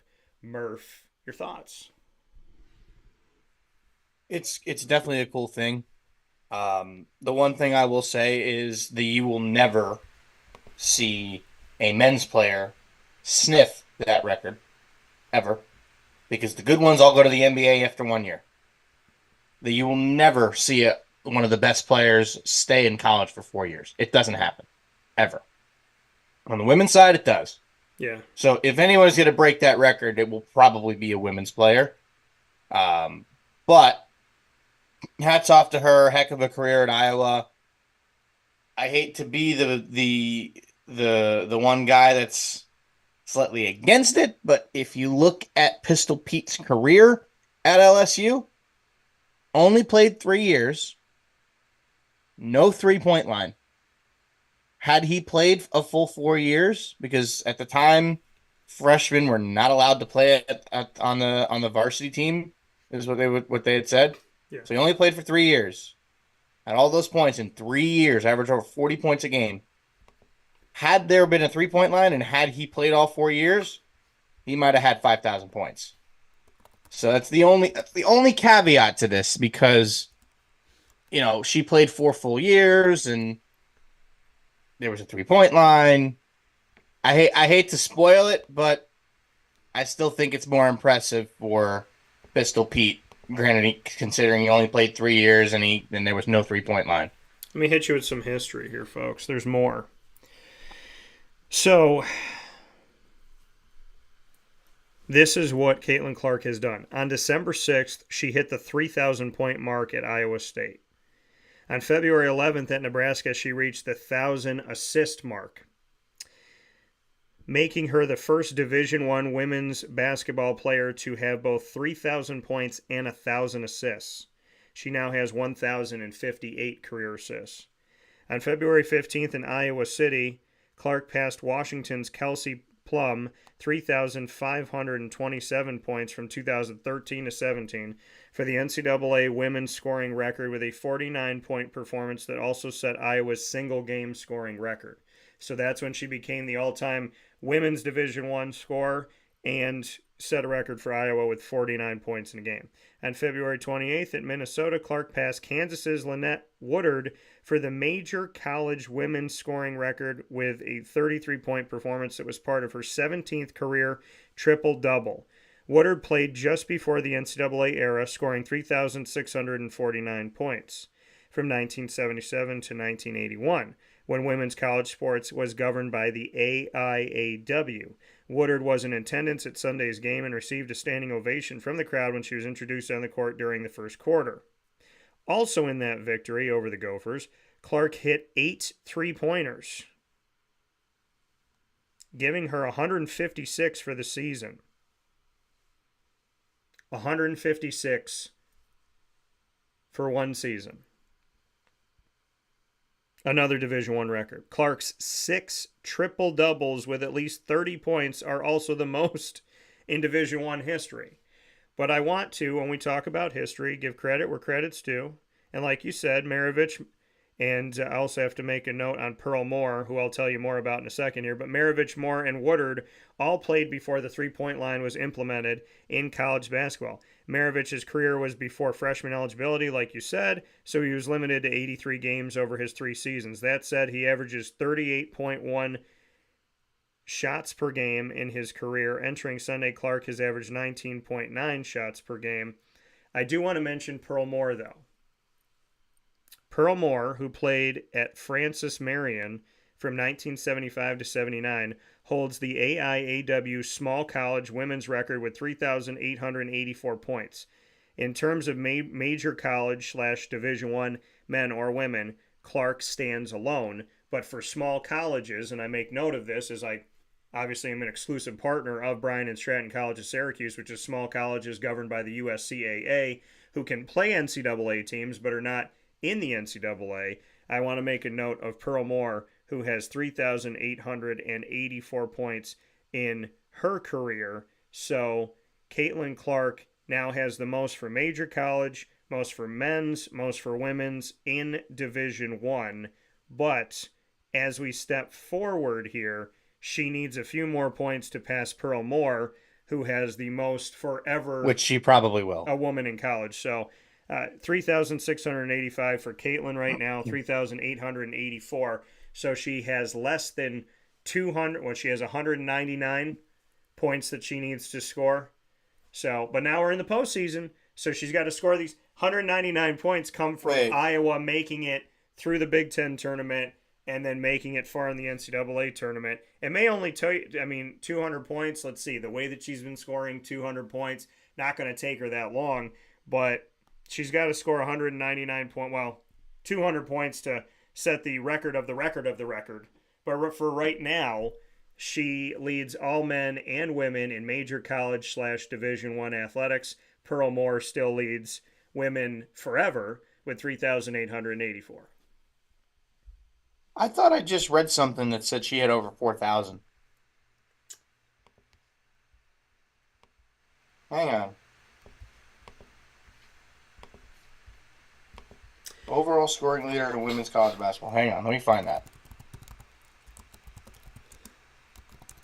Because I looked it up, and I'm trying to find that. Yeah, she's got 3,685 through March 3rd. Speaking of Caitlin.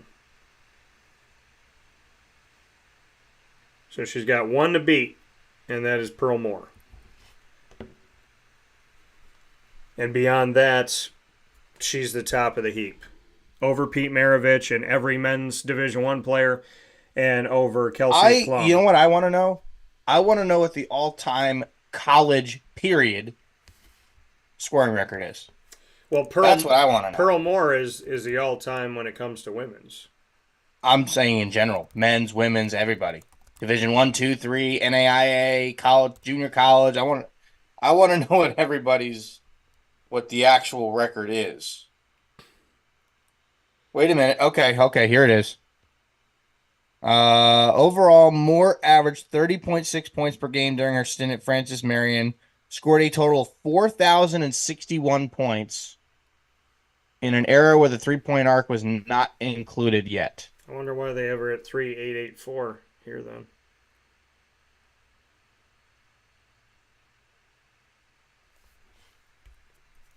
Unless it's adjusted. I don't know. I doubt it. I'm sure she had enough shots that would have made the three-pointer actually be pretty valuable to her. Yeah, it's got her at from 75 to 79, 4,061, but in an article that I was just going through here, it has Pearl Moore at 3,884. Either way, Caitlin Clark is Division I major college basketball's leader. Pearl Moore. She's got 3,600? She is at 3,685. So she is. So she needs 370 something points. Yeah, she would have to last through the Big Ten tournament, and then she'd have to last through the NCAA tournament, and she'd have to just go off. So It's not outside the realm of possibility. She's done it before. yeah, so I'd love to see it. I think that'd be cool. Yeah, She'd be the first NCAA sanctioned player to ever score. Oh, this is what it is. This is what it is. I found the discrepancy. Okay. What's the discrepancy? The discrepancy is.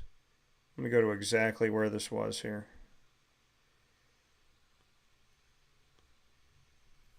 So it's the 3,884 was not including her JUCO numbers of 177 points. Speaking of Pearl Moore, that's the discrepancy. Okay. So, one article put the JUCO in, one did not. That's why you're hearing two numbers from Murph and I for Pearl Moore. Mm-hmm.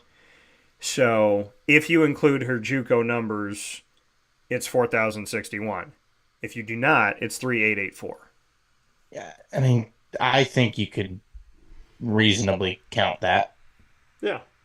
I think college is college, so whether it's junior college or not, I think you got to look at this. So, I mean, in that case, which I would count that, she is away from the 4,061, but she now leads all men and all women in major college / Division I. So I just read something that said that Pearl Moore was ranks third all time among college basketball's career scoring leaders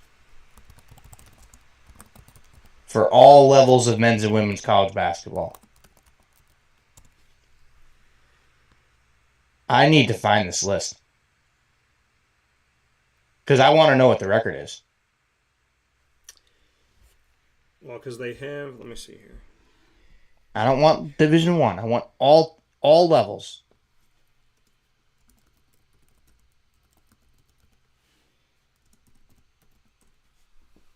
Come on. So,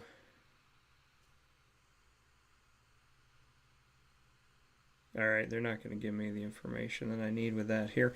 But no, they're not. This is the hard part. This is the hard part, and this is the thing when we talk about records, right? You talk about Coach K and say nobody's won more games than Coach K, but then you say, okay, that's Division I. Is there somebody in Division III that won more games than Coach K? So that's what Murph and I are looking into right now, is who scored the most points ever in college anything.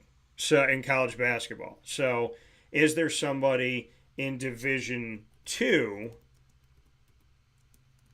that's the college men's basketball scoring leader? Or D3 too. Or D3, right. I was getting to that. So, yes, so there's who holds a record, so... I might have just found something. Is it Kelvin? No, I don't know if it's this guy. So, we're going to take... This is an NAIA score. Yeah, do that. I'll see if I can find it. I'll see if I can find it during the break. We're going to take a step aside, and we're going to continue to look at these records in Division II and III and NAIA and all that good stuff to see who has... Wait, I found something. Okay, scoring. Travis Grant, Kentucky State, 1969-72, in 101 games, scored 4,045 points. Okay. So that's Division II. We'll find Division III and all the good stuff. We'll be back right after this on Wake Up Call with Dan Tortora. We're looking through the numbers. It takes nothing away from Caitlin. Oh, wait a minute. I just found something that somebody beat that record. But I don't know what the record is. It would end Philip Hutchison would end his career with 4,106 points. And they're saying that the number one also went to the same school. John Pierce of Lipscomb University. So both the top two are from the same school. Scoring double digits every game he played. He scored a career total of 4,230 points. It is still stands as the national mark for a college career at any level. So 4,230 is the all-time record. That is stupid good. John Pierce, David Lipscomb, both of Tennessee, okay. So it's 1990 to 94. So yeah, I just found it too. It says NAIA's men's basketball Division I and Division II regular season records. Now, this was written back in 2005, so unless anybody's beaten this. Well, I saw this written in 2018. So it says most points career, 4,230. John Pierce and David Lipscomb set the record. So the record of all college basketball, men's and women's at any level, looks to be 4,230 points scored by John Pierce and David Lipscomb. And the Division I major college record for college men's and women's basketball history now belongs to Caitlin Clark with 3,685 and counting. So the overall... There was a guy last year that nearly broke Pete Maravich's record.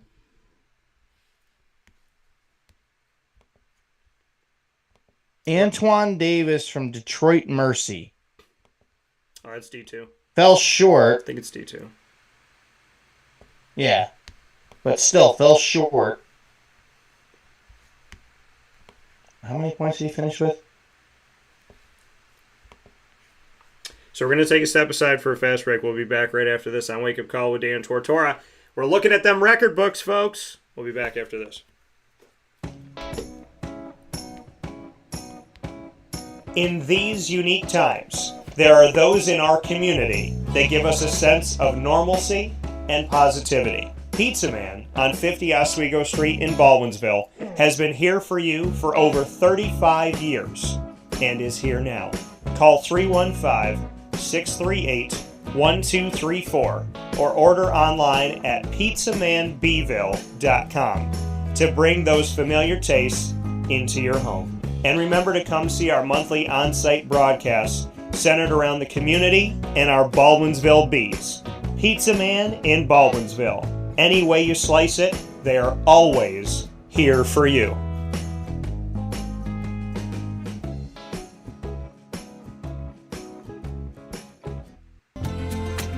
Looking for your next ride? Look no further than Great Lakes Honda City, located on 7140 Henry Clay Boulevard in Liverpool, New York. Serving our community for decades, their new and pre-owned vast array of vehicles are available to you Monday through Saturday on site. To search from home, shop at GreatLakesHondaCity.com. Call 315-365-5576 to set up an appointment. That's 315-365-5576 for Great Lakes Honda City, 7140 Henry Clay Boulevard in Liverpool, New York. Great cars, great people, Great Lakes.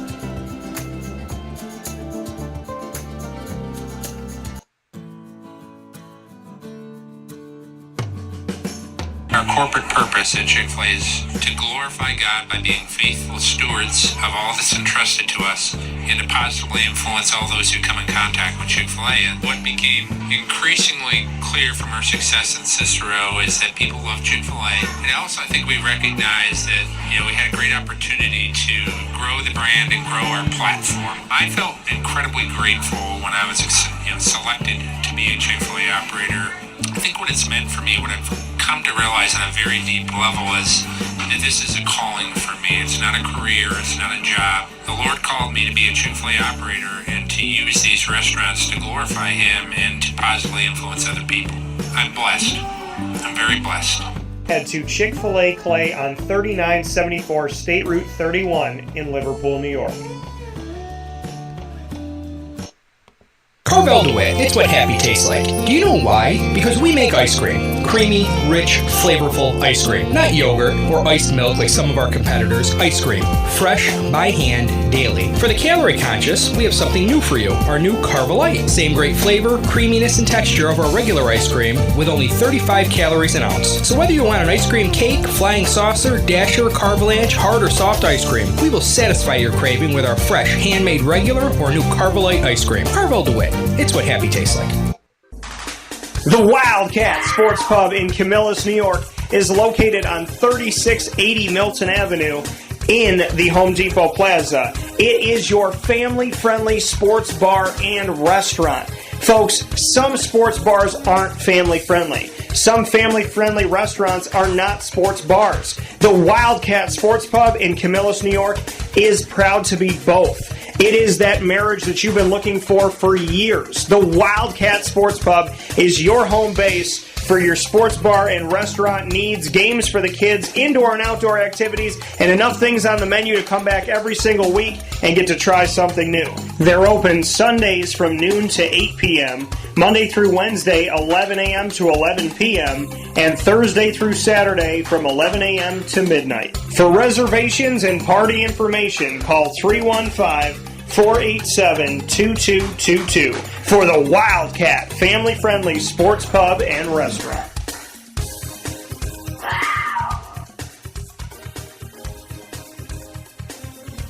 GG Cards and Breaks. Like, comment, subscribe. GG Cards and Breaks coming to you 7 days a week on 639 Delmar Place in Syracuse, New York. Head over to GG Cards and Breaks. Let them know that Wake Up Call sent you, or you can just simply say DT sent me over. Thank you to everybody that's gone over there. I love seeing you out there at GG Cards and Breaks because they are the difference to me. There's no sports card shop that I've been to that is truly GG Cards and Breaks, and that's what I love about them, is that they're unique, they're different, their attention to detail, their care, their passion. That's the thing. You can sell sports cards, or you can be passionate and sell sports cards. And their passion that they have for sports cards, for Disney Lorcana, for Pokemon, for the Marvel cards, for everything they bring to you is just unique, and it's awesome. And I love going out there. There's just something to it. And if you've never opened a pack of cards as a kid, I suggest that you do it now. Just give it a shot, give it a try. Just buy a pack of cards. Go to GG Cards and Breaks, 639 Delmar Place in Syracuse. Pick the one that you want to open. Hockey, basketball, soccer, baseball, football, all sport, AEW, Pokemon, Disney Lorcana, whatever it may be. Open up a pack knowing that you have no idea what you're going to get. And that's the cool thing about it, right? You have no idea. It's like the mystery flavor when you used to get like those Dum Dum Pops, which you can still buy. And when you open up the pack of cards, I was opening cards last night at like 11 o'clock at night. So like when you do this, there's just something to it. There's a fun to it. There's an innocence to it. There's an excitement to it, you know, and there's so many different ways of living in the sports card world. So singles, graded cards, packs, boxes, their inventory changes all the time. It's constantly growing and evolving. It's just a unique place to be a big kid, whatever your age is. And I suggest you go over there and experience it today. Open Monday through Saturday from 10 to 6, and on Sundays from 10 a.m. to 5 p.m. You will find them on 639 Delmar Place in Syracuse, New York. GG Cards and Breaks. Head there today and let them know that DT sent you. With that being said, Murph and I are back. So I want to say two things. Number one, NAIA, NCAA Division II and III, USCAA, and so on and so forth, NJCAA, they all matter to me. I've covered teams throughout all different pieces of collegiate athletics. I treat them all the same because I believe you should. And there's a lot of people that I love dearly in all these worlds. So I want to congratulate Caitlin Clark on setting the Division I men's and women's basketball record. And I would also like to congratulate John Pierce and David Lipscomb, because I don't want them to go unnoticed and unheard. So yeah. Yes, sir. Go ahead. You have more thoughts? So number two is that guy, Philip Hutchison. Lipscomb's the name of the college. So what did I say? David Lipscomb is a player. Oh, David Lipscomb. Yeah. So Yeah, Lipscomb University is the name of the college. John Pierce, Philip Hutchison are the number 1 and 2 all-time scoring leaders in the history of college basketball at any level. 42-30 and What do you have? 4106.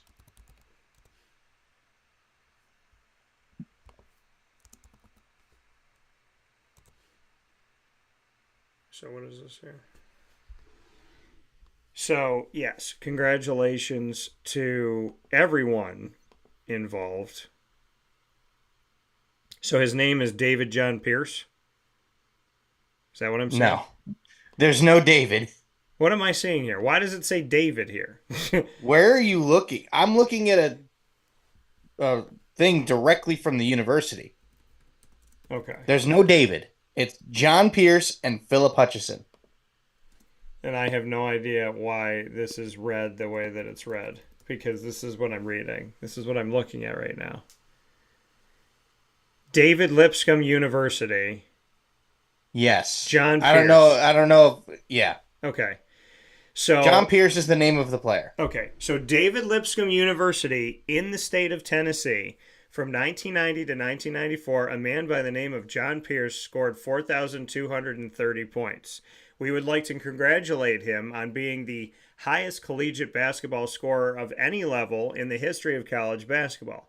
Caitlin Clark leads Division I for men's and women's basketball, passing Kelsey Plum on one side for the women's side, and on the men's side, Pete Maravich. So she is now the leading Division I scorer ever with 3,685 points. The all-time leading scorer of any college at any level with the NAIA has 4,230 points. That man is John Pierce. He's from David Lipscomb University in Tennessee, where he played from 1990 to 94. He made 1,627 field goals, 881 free throws in 148 games, played in the NAIA Division I. Now it's all cleared up. Thank you to commas and information that now makes more sense. John Pierce is the leader of all college basketball history. Yeah. Caitlin Clark is the leader of all men's and women's Division I college Getting basketball another history. 600 points would probably be pretty tough. Yes. So, but I would love to see her get to 4,000. I think that'd be cool to see. Yeah, it'd be amazing. And I think that's entirely possible. My whole point this morning was to honor Caitlin Clark. So, my whole point today was to congratulate one of my favorite players in basketball. Not in women's basketball, not in men's basketball, in basketball. So and we talked about her on Friday with another Caitlin Hodge Mahalis, aka Hodge, and Hodge and I spoke about Caitlin Clark, and I just, I said to her, I don't see basketball as men's basketball and women's basketball. I just see basketball. It's how I started my career at Marywood, was men's and women's basketball coverage. I was there to commentate basketball. It, to me, wasn't commentating two totally different things. And the women's team, a lot of times at Marywood, was better than the men's team. And oh yeah, that checks out. So it was the same way early in my career as well. And I remember sitting there in my MU courtside chair and saying more than once, man, thank God we covered the women's side. Because if I had done what maybe some other people wanted me to do and just covered the men's, I remember sitting there looking around going, we're lucky we did this, aren't we? Hey, it's probably good we did this, right? If we weren't covering women's, we would have missed this game. We would have missed this finish. We would have missed this team. So I want to thank Tara Machako. I want to thank Gabby Holko. I want to thank Jen Carlton.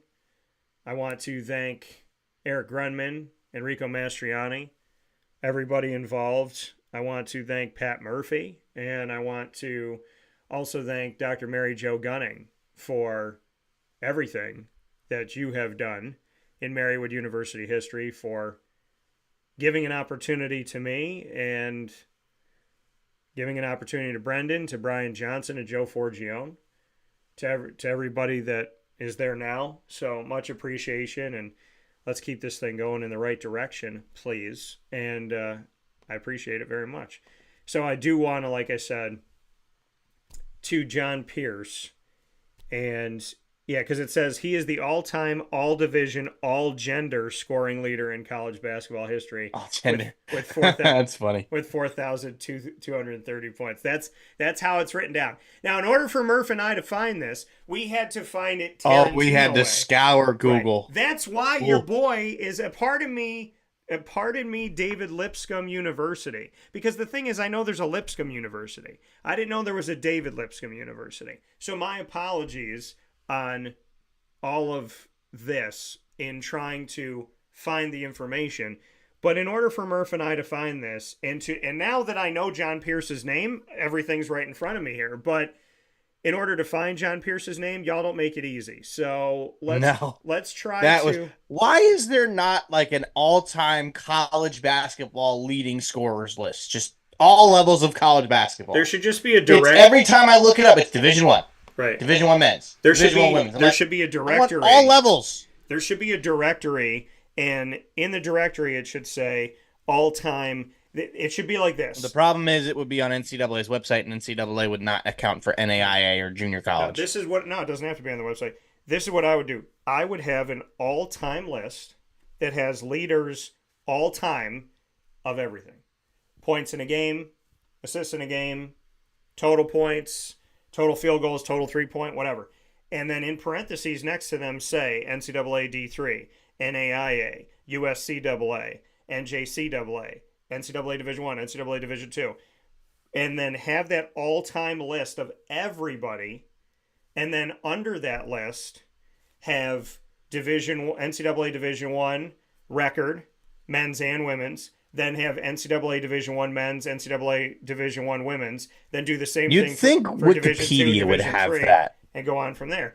Because it's not But that they hard don't. It's not that hard. It's not. It's not hard to do it. And NCAA, your rule book, it's big.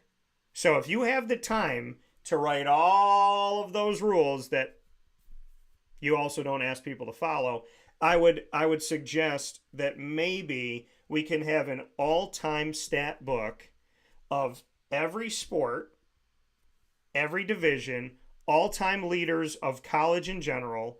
Then you break it down by NCAA Division I, II, III, NJCAA, USCAA, NAIA for each. And then I can go and say, okay, Caitlin Clark is this far away from breaking the women's record. Who's the women's record? Kelsey Plum. Okay. What did Kelsey Plum have? Good.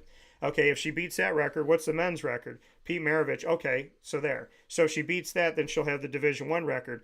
What does she need to have the all-time record? Oh, okay, that's John Pierce, 4,230. If you had that, then it wouldn't have taken Murph and I this long to find it. But John Pierce, I'm happy we got to say your name. Kelsey Plum, I'm happy, and Pete Maravich, as well as Pearl Moore. I'm happy we got to honor you all today because, it's important to do that and honor Miss Caitlin Clark, who's done a heck of a job herself.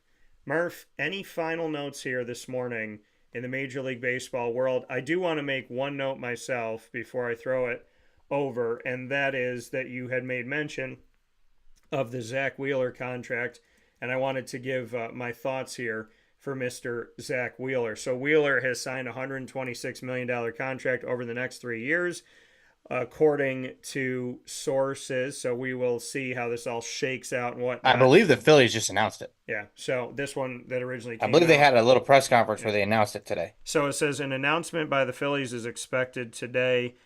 Zach Wheeler, 3 years, $126 million, extension with the Phillies with a salary of $42 million. It's the most lucrative extension in baseball history in terms of average annual value. It falls in the same neighborhood of the richest salary for pitchers, Max Scherzer and Justin Verlander, who signed multi-year contracts as free agents with the Mets that average $43.3 million.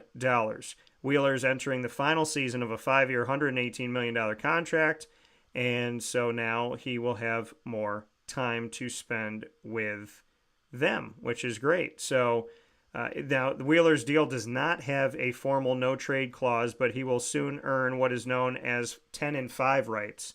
He has more than 10 years of service time already, and once he completes his 5th season with the Phillies, he can veto any trade. So for those of you that don't know, he does not have a no-trade clause formally, but a 10-5, if you don't know what a 10-5 is in baseball, if you spend more than 10 years of service in Major League Baseball, so if you've been in Major League Baseball more than 10 years and you've had 5 seasons with the same team, you can veto any trade if that team decides to trade you. So overall, more than 10 years and then at least 5 years with a team, you can veto if they try to get rid of you. So if for some reason they want to move Zach Wheeler, at any time within the next couple of years down the road here, he can veto it if he doesn't want to go there. Yeah. Any thoughts? Only final notes for me. Basically, so this guy, who you've all come to know through me, I apologize that it's got the Rangers on it. You know that, but Wyatt Langford, formerly of the Florida Gators, a member of the national runners-up from last year, hit his third home run of the spring over the weekend, and safe to say, if the wind wasn't blowing in from left field, it would have been an absolute bomb. But he hit a home run into the wind. Yeah, this kid might be he might be on the opening day roster. And if he is, cha-ching.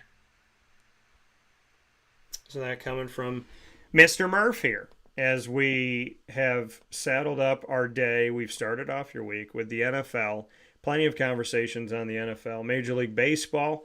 Breaking news that happened here with Mike Evans staying at Tampa Bay Buck in the NFL and Zach Wheeler staying at Philadelphia Philly in Major League Baseball. We've spoken on Caitlin Clark, giving some love to her as well as to John Pierce. And you'll see me today doing specials from Bryan and Stratton College of Syracuse because their selection show for their tournament, their national tournament for the USCAA for men's and women's basketball is happening today. The selection show for the women is at 11:45. The men is at 1:30 today, March 4th. And I will be on campus with Bryan and Stratton College of Syracuse with hopefully some good news to share with the community. With that being said, Mr. Murph, appreciate you, sir. Thank you for your time this morning. I look forward to talking with you soon. Yes, sir. Everybody up there, I hope the weather is just as nice up there as it is down here. So get out and enjoy it. And let's send some love up to Bryan Stratton. Hopefully both teams make the tournament. Yeah, let's hope so. So God bless you all. We'll talk with you soon. Thanks, Murph. Yes, sir. That comment from Brendan Murphy one more time here on Wake Up Call. Time goes by so very fast. And we appreciate you being here, hanging out with us where sports meets that thing called life. Want to, once again, thank you all for tuning in with us on youtube.com and facebook.com, both /wakeupcalldt, as well as on wakeupcalldt.podbean.com worldwide. And, of course, a big-time thanks to all of you that download us on Amazon Music, Audible, iHeartRadio, as well as iTunes and Apple Podcasts, Player FM, Podbean, Podchaser.com, Podvine, Spotify, TuneIn, and YouTube. All you have to do is find the show is to go to Wake Up Call with Dan, search Wake Up Call with Dan Tortora or Wake Up Call DT on any one of these channels. A big time thanks to our incredible partners in Central and Upstate New York. Carvel DeWitt, the Wildcat Sports Pub, Mon Pa's Kettle Corner Popcorn Factory, GG Cards and Breaks, PB&J's Lunchbox, Avicoli's, Great Lakes Honda City, Pizza Man, Mother's Cupboard, where you can get my sandwich 7 days a week, Carvel DeWitt, where you can get my Sunday 7 days a week, Chick-fil-A Cicero and Chick-fil-A Clay, K9 Camp Dog Daycare, K9 Campground Dog Boarding, and of course, we are so grateful to be the exclusive multimedia marketing partner of your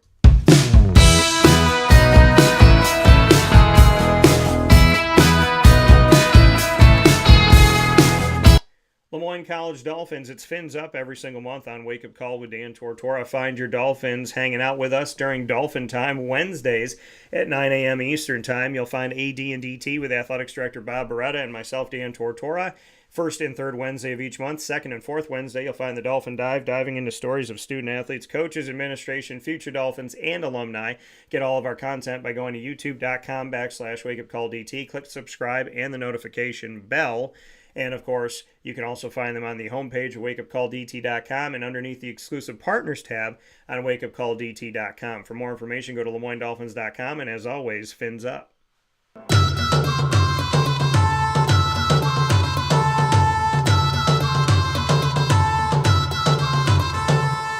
The Bryan and Stratton College Bobcats of Syracuse are exclusive multimedia marketing partners with Wake Up Call with Dan Tortora. Catch the Bobcat buzz every single month on Wake Up Call with Dan Tortora, diving into the awesome stories of the Bobcats clawing away at national championship opportunities and winning national championships, men's and women's soccer, men's and women's basketball, baseball, and esports.